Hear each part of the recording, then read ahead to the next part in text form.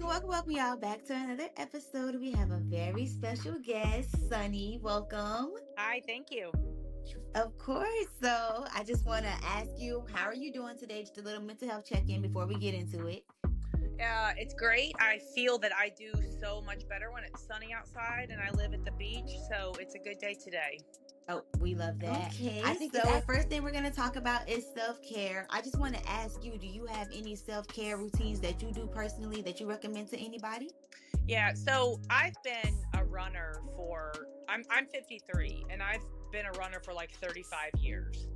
So I've run for a really long time, and ever since I was a little kid, like played sports and just moving, and then as I got older, I just kept running, and I really am a big believer in the mind-body connection. Like, I think when you've got your body in motion, it connects with your mind. And I personally, it's my number one self-care tool. I use it when I'm sad. I use it when I'm happy. I use it when I'm mad. I use it when I'm hurt. I use it when I'm crying. I use it when I've done something that I'm really proud of. Because it's just a way to you're in your own head, in your own space, in a body that can be absolutely wonderful for you. And it's where I feel my most powerful. And that is my number one. It doesn't have to be running. It can be, anything where you move your body, walking, riding a bike, using this, anything. So that's my number one tool for self-care.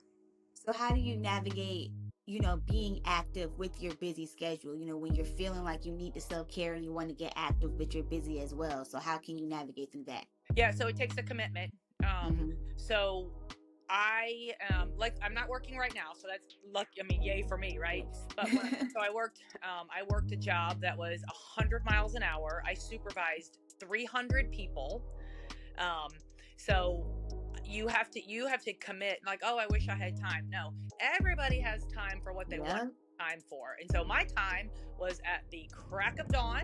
And so that's when I would run. For years, for as long as years, that's what I did. I got up and I ran in the morning because I know that sets the tone for the day. I figured things out. I solve a problem. I get my energy out, as opposed to, losing myself or losing my mind when I'm dealing with a problem at work or my own kind of problem. And I'm sure after doing it for a while, it helped you get into that routine. It did. It's, I actually don't know. I'm not sure I would know how not to do it. I've been doing it for 35 years. So. I love that. It's become a part of your your daily life. Yeah, it's just like people like, what do you do for fun? I'm like, I run. They're like, yeah, but what do you do for fun? I'm like, no, but I run. Like, that is my fun. Yes, it's part of who I am. My dog just died. I had her for 14 years, and she actually died in her sleep. I cried myself to sleep so many nights thinking that I was going to have to be the one that made that decision for her, and taking her to the vet, and how am I going to handle that? And I got up one night, it was in the middle of June, and I got up the next one morning and she had died in her sleep, and I squatted down next to her, and I couldn't help but smile and just pet her, and I went running, of course, and it was the most beautiful day with the brightest sun. And I didn't even cry then, because I was just so grateful at her last act of love for me. And that's really how I processed her being gone. I love that. Yeah, I'm grateful that that's how I was able to work through that. Yes, and you know me, I am a dog lover. I have a baby beagle, so that touches my heart. I love beagles, yes. My favorite, they're my favorite. And I'm looking at your dog and I'm like, oh, they're so cute. Yeah. So yes, I am a dog lover. I'm very sorry to hear that, though. Thank you. Of course. So I know that self-awareness is really important. So I know that you like to run. That's your self-care. That's your thing. How do you know when you're in need of a self-care boost? Because a lot of the times we're not even aware of when we're. So the thing about that is, if you're not brutally honest with yourself, and if you don't take responsibility for what you're feeling and what you're doing, you're not ever going to identify the fact that you either need self-care. Self-care can be whatever it is to help you just feel good about yourself. But you really have to be brutally honest with, okay, why am I feeling that? So I went through I was in an abusive marriage for 9 years. I didn't know anything about narcissistic personality disorder until I realized I married one. And it was mental abuse, physical abuse, financial abuse, like everything you can think of. So I really started asking myself, what do I feel right now? Like why am I feeling like this? And I would really drill all the way down. I'd be like, okay, I'm feeling like this because I don't know what he's going to do next. Right. It's not, you can't look at the surface of anything, and so I use it a lot at work when I'm handling problems at work, or I'm trying to solve something. And I try to teach the team, when you're working through something, it doesn't matter what kind of problem it is, you really have to drill down to what the bottom level, rock bottom. This is where the whatever meets the road, whatever that saying is, like, this is it right here. Because you can't rebuild. You can't rebuild if you haven't fully identified what in the heck is going on. Yeah. You have to first know. You have to be honest, like you said. To say, how do you ball on a budget with your self-care? But shoot, you just go running. Yeah, and well, so I what Threads is? Instagram. Yes. Okay, so I started just. I don't know. I don't know what made me one day just post on Threads. Well, there's a really big running community on Threads, and I think people just really like being on there because there's no judgment. You can be really honest. Nobody's, and so I watch all these people on, it's called Run, it's the group, and there's running threads, and everybody's got that. And this is not judging people. You've got the Strava accounts, you wear the vest, you wear the whatever. You know what I wear? A pair of shoes, and I take my phone and headphones. Go. Because I was thinking, it's funny, I was actually thinking this morning. Running is a person who runs. I am not the runner that has the latest gear and records all of my mileage, and that's just not who I am. As a matter of fact, I run barefoot a lot. So,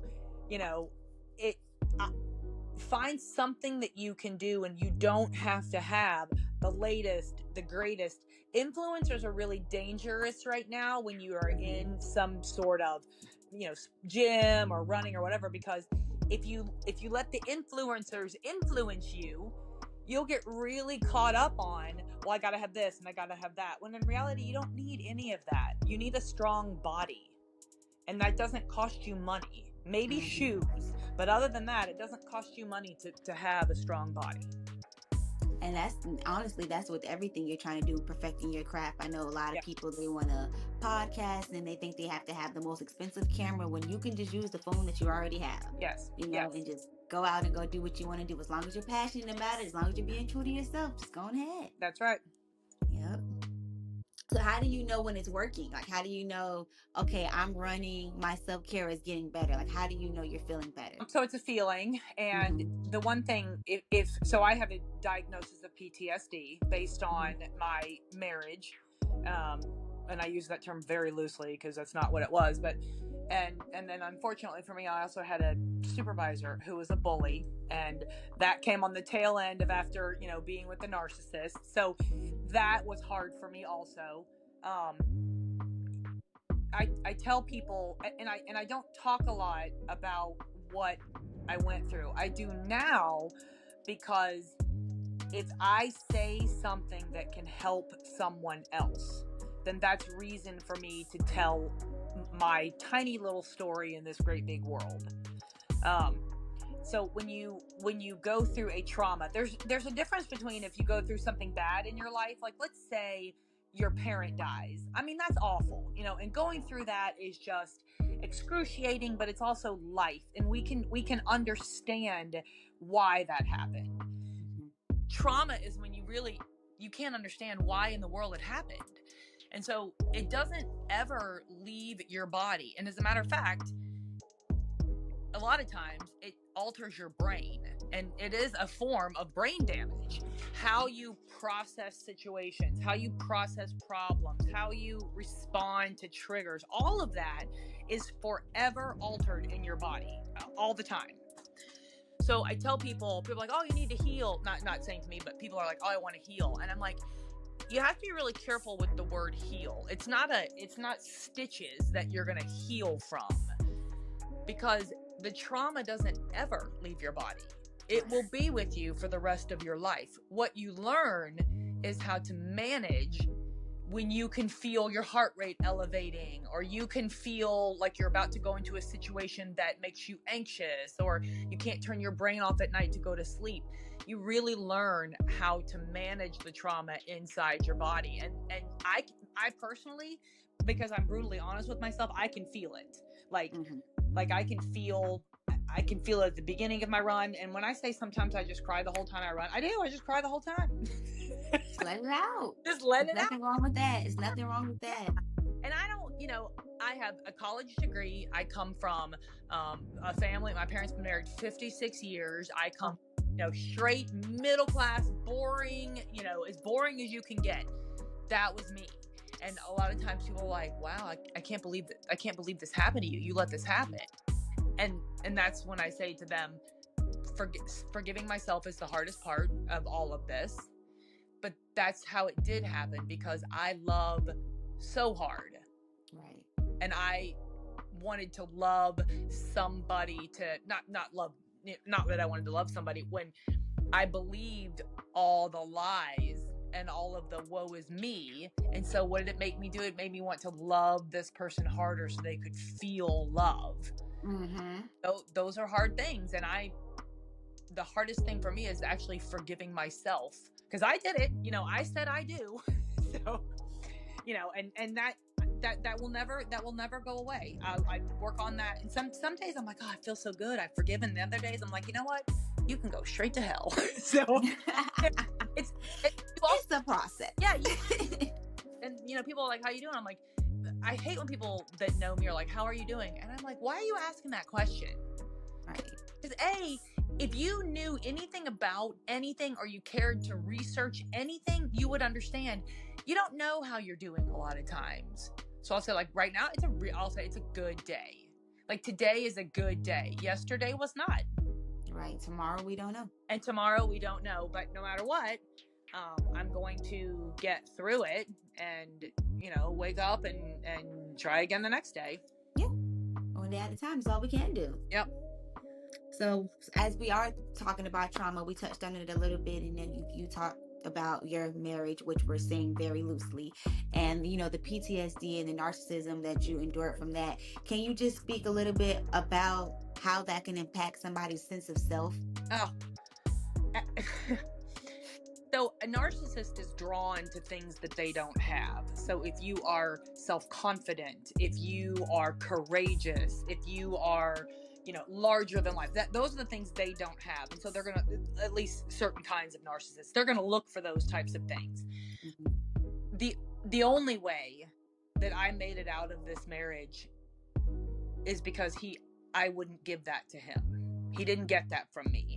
I every once in a while, something will happen. Like, I could just be standing in my kitchen and something will happen, and here's a phrase right now: you are manifesting being alone. That's something that he said to me. Why don't you use your leave at work and check yourself into a mental facility? That's what you need. So I will never forget those phrases. So, when that type of stuff happens, it's really easy to give in and go, what is wrong with me? It is me. And not gonna lie to you, about a week and a half ago, I'm like, is it me? Is it me? And then I'm like, well, my dogs like me, so, but exactly. But it's always there. Now, I think people who haven't been in a narcissistic relationship sometimes think, is it me also? I just think it's more so when you've suffered from narcissistic abuse, because everything is your fault. Everything. I found his profile on Match.com. So him cheating on me was my fault. I'm the reason why he cheated on me, according to him. Right. So, then you get into that, like, why was I not good enough for him? Then I'm like, what in the hell are you talking about? Of course you weren't good enough for him, because he's a narcissist. Like, so he really will. It's like so manipulative. Yes. The gaslighting, the manipulation. And so it's easy. And what I really do is I talk myself through everything. I'm like, no, Sonny, that, if it is you, then what are some things that you can do differently, or, different things like that. But, I only wish narcissistic abuse on the narcissist himself, because um, it's horrific going through it, and getting away from it can take your life. Trying to escape it can take your life. Yeah, it's dangerous. Yes, there are many nights when I prayed not to wake up. And that is just so sad, because I know there's so many women who have gone through or are still going through that, and they're trying to find their out. They're trying to find their escape, so to say. They don't know. Yeah. They don't know who to run to. I like how you said, you come from the boring home, so you say, Yep. just very normal, nothing spectacular, nothing out of the ordinary, but it still can happen. It can happen to anybody. And that's why I wanted to. So in the beginning, I didn't tell anybody what the heck was going on, because number one, I didn't know what it was. And number two, when I realized what it was, I was so embarrassed. Right. Like, what in the hell did I get like Sonny, you did this. And so I was embarrassed about it. And then I realized, but I actually have a little bit of a platform, maybe, because I am about, like, literally about as middle of the road, like I'm just like your everyday next door neighbor who runs 100 miles, 100 miles. But, like, there's nothing spectacular necessarily about me. I don't come from a broken home. I don't come from parents that are millionaires. I'm just, middle of the road. But I'm also a very strong woman, very strong. I just worked my whole life, and I have good morals, so it can happen to anyone. And that's what people need to understand. There are no qualifiers for a narcissist. It can happen to anybody. And it doesn't change your self-worth. You're still that strong woman. Yeah. You're still that beautiful woman, that amazing woman. I think a lot of us are just, like, embarrassed to come out and say anything, because you're kind of scared of what everybody else is going to think. Yeah. And and I know that feeling. Like, I wouldn't even reach out so I needed to get him off my medical insurance. I was petrified to email my personnel people, because that they would tell everybody, and they would talk, like, just the fact that I was getting unmarried, because they would start gossiping about it. And I'm like, oh God, I don't know if I want to go through this, but I got to get them off. And I did. And I think that's really what did it. I'm like, you know what?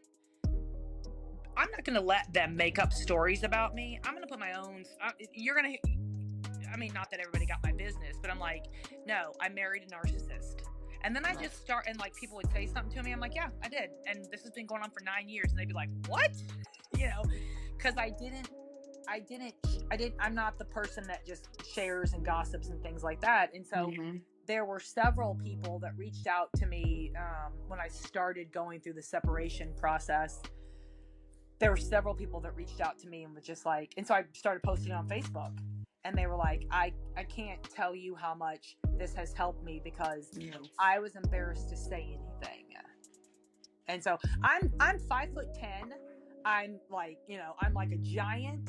And so I'd like to use my presence as much as I can when something like this happens. And I told myself, if I ever find out the girl, his next victim, if she ever asks me for help, I'm going to help her. Yes. And she did. She reached out to me one day. She sent me on Messenger. She just said, you don't know me, but I know this person, and I'm wondering if you can help me navigate the road that I'm about to be on. And I messaged her back, and I said, absolutely. And she, so she was like, does it ever get any better? How do I work with this? Why can't I stop crying? And so it was really good for me to walk with her on that journey. And then I just said to her, when you find out who the one is after you, you have a job to do, and it's to help the next one. Right. Yeah. So first of all, I really do appreciate that. I love that you were able to, just get back to your community and help the next woman, because that's what we need. Yes. We need help. We can't navigate and get through this alone. Right. If somebody else has that experience and that knowledge, it's only right to share it. I don't know why people like to gatekeep and all that type of stuff, but I really do appreciate that you did do that. So how are you now? Like, would you say, you said every day it's different, Yeah. obviously, but on your road of, we'll say, recovery, Yeah. would you say that you're a better person today than you were when you were married? Oh, 100% a better person. Exactly. Um, Yes. and I feel, and it was funny, a friend of mine actually just had her first therapy appointment today, and Mhm. she's a very strong woman like me, and I said it's hardest on the strongest women, because we are the ones that are going to take care of everyone else, and we're not going to ask for help. And I really started, like, when I was at work, I'm like, you guys, the biggest sign of strength is when you ask for help. And I Yeah. was speaking from, from my own, from personal perspective, because it is the greatest sign of strength when you ask for help. But it's also really hard to do, because you think people are going to judge you. You think, well, Mhm. I don't want to do this, or maybe nobody wants to help me. I'd say for me, probably the hardest part for me is still that really, I wasted so much time, and I'm not in a current relationship with someone right now. Look, it's gonna make me cry. So that makes me think, is it me? And I hope it's not. But It's not. but that's why sometimes, I'm a survivor, and I've been through, Mhm. this is not the beginning stages for me, but you can tell just by hearing it in my voice. That still gets me. Yeah. That still gets me, because being loved is a basic human need. And when somebody takes that and really just burns you to the ground, and then you don't have something else. I was thinking today, like, I wonder if I'm going to stop feeling like this. And I'm like, but you know what, Sonny, you haven't had anything to take its place. Like, you can't say, but now I feel like this, because I don't feel like that. And so I said the other day, I'm like, hope is so dangerous. I'm an optimist, but sometimes I'm like, you know what, it's just not ever going to happen. But, I don't know. I, I like, who am I, right? But I believe that something greater is gonna come, because so many Sunny, so many people aren't strong enough to leave their situation. You Yeah. just don't know how just strong, like you say, you're a strong woman. You are truly a strong woman, a rare woman. People don't leave their situations. People don't talk about their situations. People aren't just vulnerable and honest and self-aware like you are. And people like you, like I said, are rare. So your person, they have to be rare as well. So it's going to take a little while to find them, or for them to find you, but I do believe that it's going to happen. I I love truly that. do. I love that. The person has to be rare as well. Thank you. Next time Mhm. I feel that the feeling of loneliness can just Mhm. be, Yes. crushing. And so maybe that will help me the next Yes. time. I hope it does. I Yeah. hope it does, because everybody doesn't deserve your energy and your space. Thank I had to learn that the hard way. There are a lot of people, because I'm a very loving person as well. I would say that I love hard. I like to help everybody, but everybody isn't so kind on the right, other end, and, right. and it can just be that. So just remember, you're a rare girlfriend, and whoever that person is, they have to be just as rare as you. Thank you so much. I'm going to use Of that. course. Yes, to know, Honey, how of do you course. feel about self-diagnosing? Because I've been seeing on, just the media, and I guess it's like a trend going on, that people feel like people who self-diagnose themselves, that their diagnosis is invalid, and so this, that, and the third. How do you feel about self-diagnosis? So, I think anything that you do to try to understand what you're feeling is never bad, ever. Right. I think I think what our society does now is nobody shuts up. Everything is Mhm. public. Like sometimes read about what it is. Maybe you feel you connect with that, and that's it doesn't mean you need to go tell 700 people that Right. you blah blah blah, because that's what minimizes. Like, if you are going to self-diagnose, if you're like, gosh, I have PTSD, well, then you put it on, whatever social media that you're using, you talk about it all the time. It minimizes the actual crushing, just the disorder that it is, Mhm. because it's not something it's not something for the world. It's for you to understand why you're feeling the way you feel. So I did not self-diagnose. I started going to therapy. Really, I started going to therapy because I wanted it in my medical records, and I wanted medication. Because I drank NyQuil for 9 years because I couldn't sleep. Yeah. And I went to the doctor and my liver levels were high. And I'm like, what in the heck? I am like the most healthy person in the world. Why are my liver levels so high? NyQuil.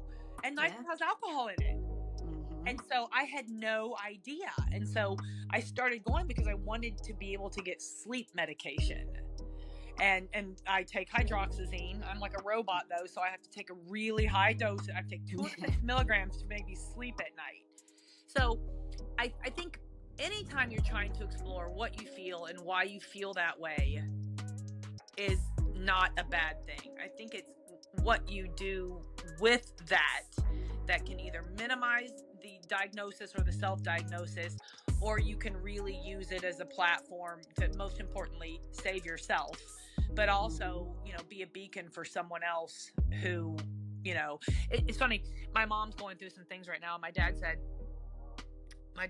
she had some surgery, and my dad said, I wonder if there is trauma like PTSD. And I almost spit my drink out. And this is my dad, and I love my dad, but nobody in my family has ever gone through something like this. And I said, Dad, you know that I have a diagnosis of PTSD, right? But I don't think he doesn't understand. And my dad loves me, but he does not understand.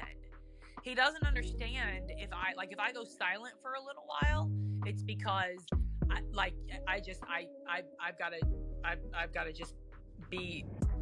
just have to process, and I'll go silent for a couple days.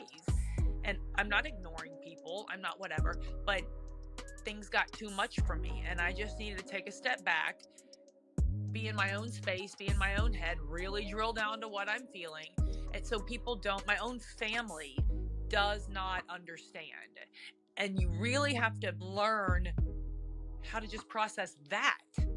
Like, the people that love you the most have no idea the pain that you are in.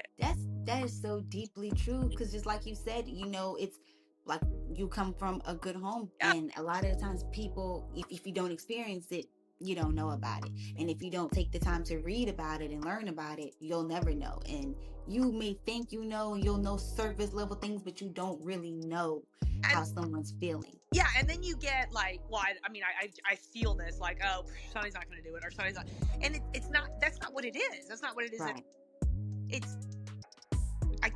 There's something stopping me, and I have to take a step back and process that and start over. And they just, I told my sister, my birthdays have ruined. Birthday, everything, every holiday, everything is completely ruined for me. So I really have a hard time with it. She texted me, she's like, happy birthday. She was like singing happy birthday. And I texted her back and I said, Jenny, I've asked you this for 3 years in a row now. Please stop doing that. My birthday is not a happy day for me. Maybe one day it will be, but right now it's not. And when you do that, you completely minimize everything that I've tried to ask you to learn about. And she back thumbs up, or texted back thumbs up. So, people are, I think that people are so caught up in their viewpoints. I guess in her mind, she was doing something good for you, but she didn't take into consideration how you feel. Yeah, and to a degree, I get that. But I also know when it's the right person in the right time, you say to them, I want to explain to you what that statement does for me. And if look at this. And so I tried to educate and say, hey, Jenny, look, this is a great quick read article. This is how I feel right here. And so I tried that about 3 times. And then I'm like, you know what? It doesn't matter anymore. I've tried. It doesn't work. And so one of the saddest things about PTSD, or, being the product of somebody's narcissistic abuse, is you will lose relationships.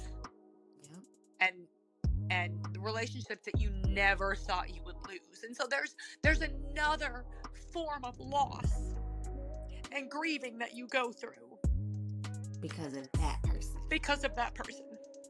It's not fair. Nope, it's not. But God doesn't give things like this to the weak. Right, right. Yeah. Like you said, strong, and now you're uplifting other women because, like you said, just with your story of you helping the next lady and just the Facebook community and on Threads, because I'm on Threads, and Threads has a community for everything, like you said. Like, I would have never known there was a running community. Yeah. So just Yeah, I post in the running, and then I do I post in the mental health one. yep. And you know what's really funny is, so that I'm, because I'm alone, when I'm on the beach, so I live 400 steps to the beach. So I'm on the beach every day running. I see families or couples trying to take selfies. You try to hold your phone out, and I always, it was one of my favorite things to do, and it's a form of letting me know that love does exist, is I will ask them, do you want me to take that picture for you? And they're like, oh yeah, would you? And it's always a couple or a family. And I don't have either of those things. But it just kind of renews my, like, I know it's out there. Now, why everybody gets it but me, I don't understand. But still, I know it's coming. It's coming. I know it's out there. It's coming. But It's going to be sometimes, such a beautiful thing. yeah.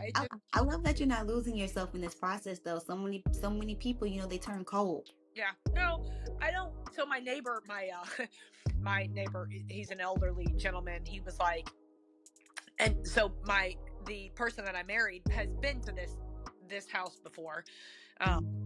And he said, well, where's that? And I'm like, oh, he cheated on me. And I don't get it. I just say that. I'm like, he cheated on me. And so I figured, I can't be married to him anymore. And he goes, you're not one of these man haters now, are you? And I'm like, no, actually, I think it's love never fails. Right. Now, I have to hang up my bedroom, and sometimes I look at it and I'm like, you're a liar. Yes, it does. Yes, it does. And it doesn't. I know love doesn't fail. And so I don't think I'll ever get so hard to the point where it's not worth it, and that's what makes it so sad, because it is worth it. It is. Yeah. It is. Some people just aren't like him. He's just not. Yeah. Yeah. Yeah. Just yeah, but it's worth it. And it is a basic human need. We literally do need it. A lot of people, I just want to be alone. I could die alone. We literally, you need air, like you need food, like you need water. You need love and human connection. It's just literally a human basic need. We need that. Yes. But I always say we need that from the people who deserve it from us. Yes. We don't just need to give it just anybody. Yes.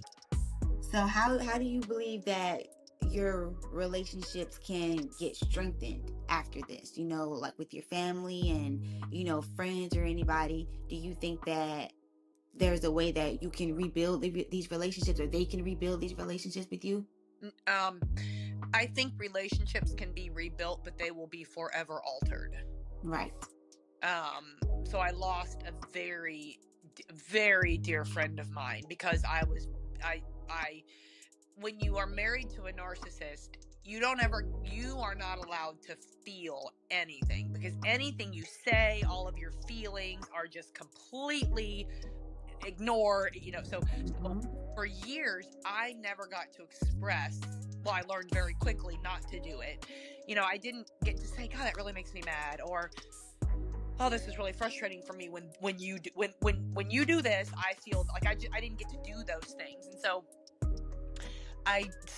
something was happening, and I said to her, I'm like, hey, can I talk to you about this? Because when this situation happened, this is how I felt. Well, her response back to me was extremely defensive and really blaming me, and it really caught me off guard, because she was probably my best friend. And so I said to her, I believe this is the end of us. And that was, I didn't, I'm like, I wish you the best. But I knew for myself, like, it was almost worse because she was the good guy. And so she reached out to me a little while ago about something random. She was like, love you always, or something like that. And I I don't wish her ill will. Right. It's is forever altered, and it will never be like it was, because you took something from me that I was I tried to share something with you that you knew so intimately, more than anyone, and you just did it to me. Right. And you're never gonna forget that. No. And the same thing with my sister. It'll be altered for, I mean, she's my sister. Of course I love her, and but the relationship will be forever altered. And that is a hard truth. That's a very hard truth, because you're either gonna compromise yourself and give in, or you're gonna understand it's different now. Period. Yeah, it's different. And a lot of times people would rather just be like, oh no, it's not that big of a deal. No, it is a big deal, because I can't take care of myself when you keep doing that. And I lost myself once, and it is not going to happen again. Not again. No. And that includes my dad, my mom, my sister. It includes everybody. It's not going to happen again. Either you're going to read this, learn this, understand this, or you're not. But that's on you. I'm going to take care of myself, and that may mean altering my relationship with you. How can we, as society and communities, how can we do better helping people who are diagnosed? Well, I think narcissism, and even PTSD to an extent, it's used so loosely nowadays. Like, like you get in a fight with your husband, well, he's a narcissist. No, he's really not a narcissist. He just didn't take the garbage out. Like, that's not narcissism. And so society's so hard, because it's really, you don't get down to the guts and to like the, down deep into what it is. Everything is quick, fast, on the surface, and you get mad, you go the other way. There's very little. We're missing empathy. The number of people who are not empathetic is insane. It is. Yeah, we're missing kindness. I have the greatest smile in the world, but there is a lot of sadness behind my smile. And people, I almost feel like if you haven't experienced it, you really just don't take the time to try to understand. Everybody has something. And, the one thing, I told my dad a long time ago, I said, Dad, I think when something like this happens to somebody, you can either take everything horrible that happened to you, and it was horrible. Like I said, there was several nights where I wished I didn't wake up. I was thinking, okay, if I was going to kill myself, how would I do it? Like that, to me, like that's, warning, those were bad, And so I said to my dad, I said, one of two things is going to happen. You're either going to become bitter, and you're going to be angry, and everything is just going to be awful, or you're going to understand that this pain that you have gone through and still go through is not specific to you.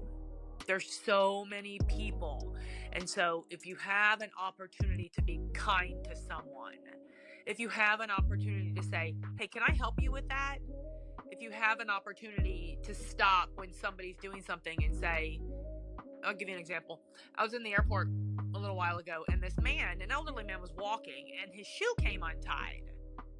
Just his shoe came untied. And I saw that, and it was like Atlanta. I mean, it was like a busy. Oh, the biggest, I would say the busiest one. Yeah. Okay, so it was like that. And I saw him look down at his shoe. So he knew it. And so I was in front of him. I turned around and I came back, and I went up to him and I said, sir, can I tie your shoe for you? And he looked at me and he was like, would you do that for me? And I said, yes, let's step over to the side so we, so people don't run into us. And we just moved over, and I tied his shoe. And he was like, you have no idea how much I appreciate that, because I can't bend down. And those little acts of kindness. Those little things right there, like, get out of your own way and understand that the world is bigger than you. Yes. And just look around, because I'm going to tell you right now, you could, and every single day you can help somebody. You can literally make someone's day. Yes. Every single day. Yes. Literally. Yes, absolutely. And all it takes is tying someone's shoe. Just look beyond yourself, like you said. Look around and see who may need something. Yeah. That's really sweet of you. Yes. And just saying, hey, can I help you? Can I help you? Can I help you? That's it. I just have one final question, Sunny. Okay. What is your message to your younger self? Oh gosh. Yes, this is going to be a good one. Mm.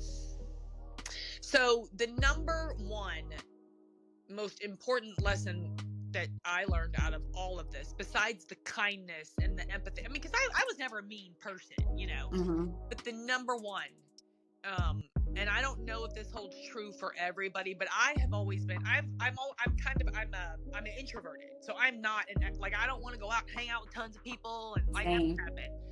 So I feel that when you are an introvert, you fine tune your gut instinct, because you really rely on, like when I'm going through a problem, I don't call 10 people and get their opinion. I go through all of it myself, and I come to my decision almost all the time by myself. I didn't listen to my gut. I shouldn't have married him. I knew I shouldn't have done it, and I did it. And so out of all of this is, do not, if you are that person that is in tune with your gut instinct and your intuition, you will ruin your life if you discard your gut instinct, period. And that's the number one thing. That's the number one thing. Listen to yourself. Listen to. Now, if you are an asshole, okay, it's probably not going to work. Right. Hold on, fix yourself, then listen. Yeah, because that whole thing won't work. Your lesson is Right, hold on. Don't be an asshole. But mine was, your strength and your courage, like, and your bones and your soul and your body is telling you something. Listen to it. And that's what I would tell my younger self. I really do love that. That is so true. We don't want to ignore the signs. No. You don't ignore, and then because something will happen, and then you look back and you're like, damn, I knew. It's like, girl, you are not going to the circus. Those red flags are not, and that's not a superhero. Yeah. That red flag is not his cape. Exactly. Hello. Yeah, that's not what that is. Listen, they just a whole red party. No. Yep.